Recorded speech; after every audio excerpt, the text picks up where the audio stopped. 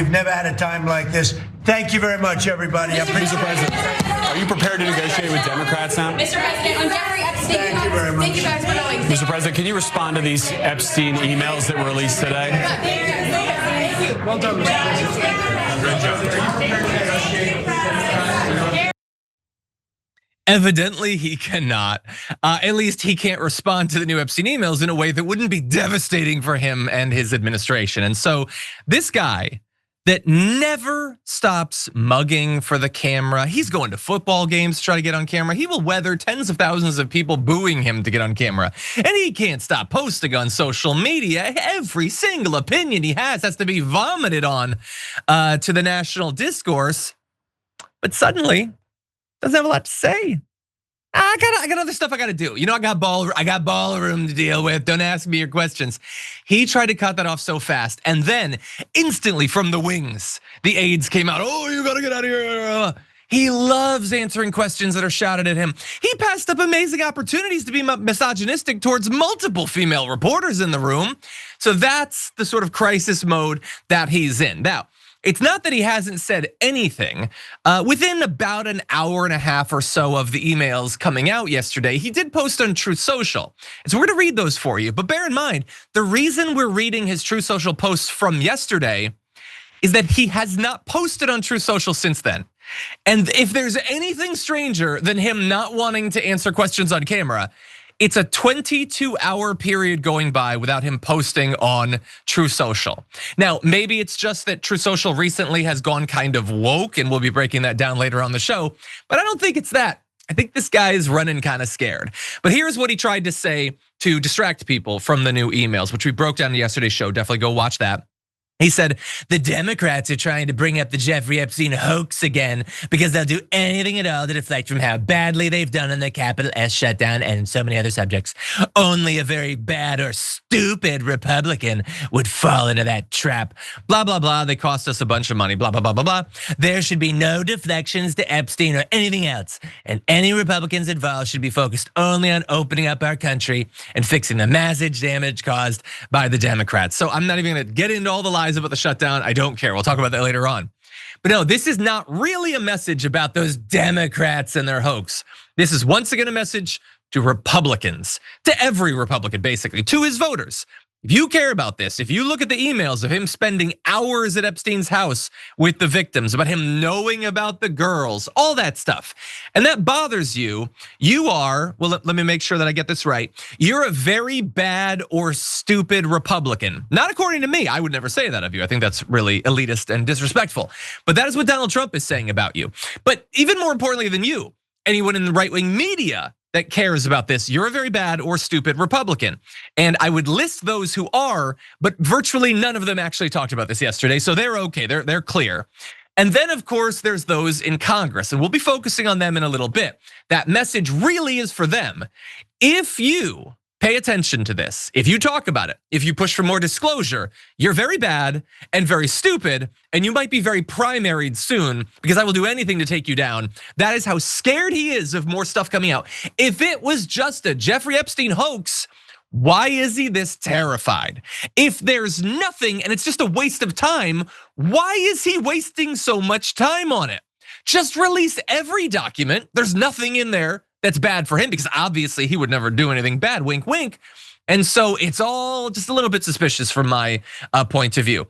He also said, again, he posted one other message before going True Social dark. In other words, the Democrats are using Jeffrey Epstein hoax to try and deflect from their massive failures, in particular the most recent one, the shutdown. Oh, don't worry, I'm not gonna let the Democrats deflect from that. I'm gonna be just as critical of them on the shutdown today as I was yesterday. So don't worry, Mr. President, I've got your back on that. But that's all he has to say. No answering questions, no chopper talk, no True Social posts. And so Carolyn Leavitt, like technically to get her paycheck, she has to answer some questions at the very least. So here's her best attempt. Did the president ever spend hours at Jeffrey Epstein's house with a victim? These emails prove absolutely nothing other than the fact that President Trump did nothing wrong. And what President Trump has always said is that he was from Palm Beach and so was Jeffrey Epstein. Jeffrey Epstein was a member at Mar-a-Lago until President Trump kicked him out because Jeffrey Epstein was a pedophile and he was a creep. There are so many lies all crammed into one little thing there. First of all, there's a lie of omission. Did he spend hours with a victim at Epstein's house? She didn't respond. No, she didn't say yes. Of course, she'd be fired on the spot if she did. But she also notably did not say no. Interesting that. I mean, if there had been an email that came out that was like, John Iadarola spent hours with Jeffrey Epstein, I would come and deny it forcefully. In fact, I might even go on Twitter for a second to deny that one because it's so terrible to claim that and it's very untrue. Now for Donald Trump, it's just as terrible, right? But what about the truth thing? Do you think if it was untrue that she wouldn't have denied it? It's true. He did. He spent hours at Epstein's house with one of the victims. And what do you think Donald Trump does for a couple of hours with a young woman in a pedophile's mansion? Talk about the news, play some tennis. You think maybe pickleball? I don't know if that had really been trendy at that point. I don't know. I think if I had to guess, and this is just a guess, this is not a claim, it's not an allegation. I would say it's 24 or so seconds of the least satisfying sex a woman will ever have, and then him wanting to be spanked with a magazine or something. I think that's what I would guess the hours were filled up with. And I have to guess that because she didn't actually deny that it happened. There's some other lies too. The implication that he didn't do anything wrong, well, that has not been proven. The emails don't prove that. They can't prove anything either way. They're just claims being made. They're evidence. They're not proof really of anything, either on our side or on his. And then her saying he kicked him out of Mar-a-Lago for being a pedophile. That is not even what Donald Trump claims. Donald Trump claims he kicked him out for poaching his employees, not for being a pedophile. And very importantly, the poaching happened like 7 years before he kicked him out of Mar-a-Lago. So that, which is not even a claim of kicking him out for being a pedophile, isn't even true. That doesn't even make sense. And by the way, Carolyn Leavitt, if he thought he was a pedophile, all he did was kick him out of Mar-a-Lago? You maybe call up the cops or something, raise a little bit of a stink. I feel like you probably could have gotten on Fox News at that point. If her story is true, which it very much is not, that is damning for Donald Trump. And so that's what she's got. Now, you might think like other MAGA people maybe would weigh in. No, a lot of them were very hush-hush about this entire thing. Weirdly, Elon Musk, who had previously been very curious about this. Remember, Elon Musk is the sort of guy that just randomly claims people who aren't pedophiles are pedophiles. He had said back in July of this year, how can people be expected to have faith in Trump if he won't release the Epstein files? It was a good question then.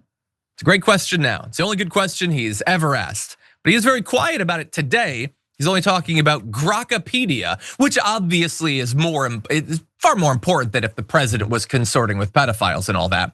Let's see, Steve Bannon didn't discuss Epstein on the morning edition of his podcast after framing the push for Epstein documents in July as a core part of the fight against the deep state. See, July, you fight against the deep state by taking down a network of elite pedophiles, but now, I don't want to get in trouble. I'm hoping to go to the White House again. Forget the pedophiles, forget the elites and the deep state and all that. Just didn't have time. I guess that he just had more important stuff to talk about on his podcast that day. Governor Gavin Newsom put out this tweet, great tweet, saying anyone check on these influencers this morning. It's from earlier this year when all these right wingers who were all gung-ho to take down Epstein and all that. They met up with Pam Bondi and put on their best hats and everything. And Pam Bondi gave them binders full of nothing. And they were like, we're gonna get to the bottom of it. Which, like, why would you get to the bottom of it with the binder? You don't think that like Pam Bondi and them already looked at that binder? It was a very strange photo up to begin with. Where are you all at? Because I feel like now you could fill a whole binder with all the mentions of Donald Trump and the Epstein files. Weird that you're not that interested in it anymore. And by the way, Fox generally, at least I didn't check later, maybe on the night show they talked about it a little bit. I know that Sean Hannity had Stephanie Miller on and it kind of came up even though he didn't want it to. For the first 3 or so hours after the story broke, Fox News talked about it for 6 seconds. 6 seconds of discussion. And I just want to throw a question out to you before I transition to my next topic. If every one of those emails had been exactly the same, but the word Trump was the word Clinton, do you think they would have found time to cover it? Do you think that maybe the 5 would have fitted on their rundown? Maybe Bannon would have made it, not his A block necessarily, but like, towards the end of the first hour, I think he probably would have fit it in. if that had been the case.